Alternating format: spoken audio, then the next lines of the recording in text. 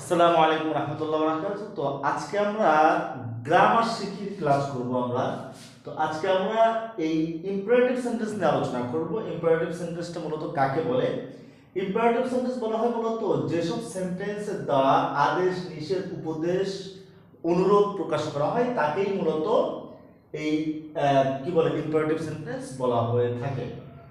তো আমরা এক্ষেত্রে মূলত হচ্ছে বেসিক্যালি সাবজেক্টটা মূলত হাইড থাকে, ইনভিজিবল থাকে সাবজেক্টটা সাধারণত।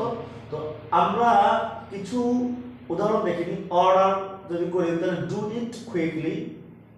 ইনহিবিশন মানে নিষেধাজ্ঞা, নিষেধমূলক বাক্য, তাহলে ডোন্ট ফরগেট টু গো। কোনো যদি অ্যাডভাইস দিতে চাই তাহলে নেভার টেল আ লাই। আমার সবগুলো দেখতে যে সাবজেক্টটা কিন্তু ইনভিজিবল, দেখা যাচ্ছে না। আবার কখনো কখনো শুধুমাত্র একটা মাত্র ভার্বের সাহায্যেই কি বাক্য গঠন হয়ে যেতে পারে, যেমন স্টপ যদি বলি তাহলে সেরকম হতে পারে আর কি।